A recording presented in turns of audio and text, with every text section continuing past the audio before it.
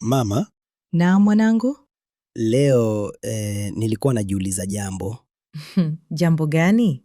Unajua nikikuwa nataka kufanya kazi kubwa, kusafiri duniani na kukutana na watu wa mataifa mbalimbali. Kwa hiyo nikawa najiuliza, ni lugha gani ninapaswa kujifunza ili nifanikiwe maishani? Hilo ni swali zuri sana. Ngoja nifikirie. Mimi ningekushauri uzingatie lugha 3. 3 tu? Ndiyo, na si kwa sababu nyingine ni mbaya, bali kwa sababu hizi 3 zitakupa msingi mzuri. Ya kwanza ni ipi? Kiswahili. Mbona Kiswahili kwanza? Unajua mwanangu, Kiswahili ndio utambulisho wako. Ni lugha ya taifa letu, ni lugha ya historia yetu, na ni lugha ya utamaduni wetu. Ukikifahamu vizuri, utaweza kuzungumza kwa kujiamini, kuandika vizuri na kueleza mawazo yako vizuri. Mtu anayejua lugha yake vizuri huwa na msingi imara. Sawa. Na ya pili? Kiingereza. Kwa nini?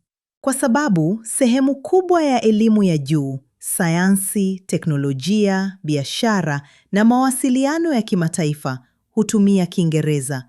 Ukikimudu vizuri, milango mingi itakufungukia. Halafu?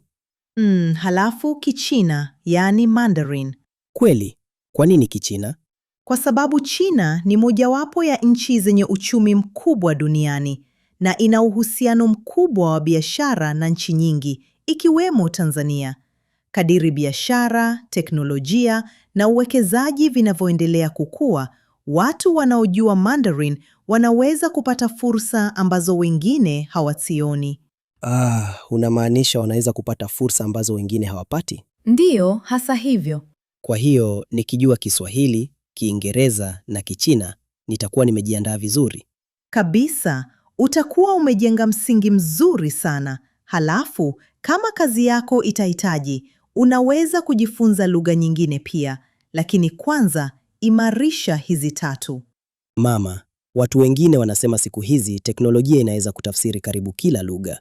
Basi, bado kuna umuhimu wa kujifunza lugha? Swali zuri tena. Ndiyo, kuna umuhimu mkubwa.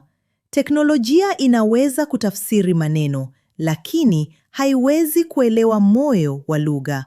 Moyo wa lugha una utamaduni, ucheshi, methali, hisia na heshima.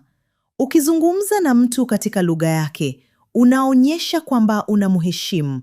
Na unajua, mara nyingi heshima ndio mwanzo wa urafiki, ushirikiano na mafanikio.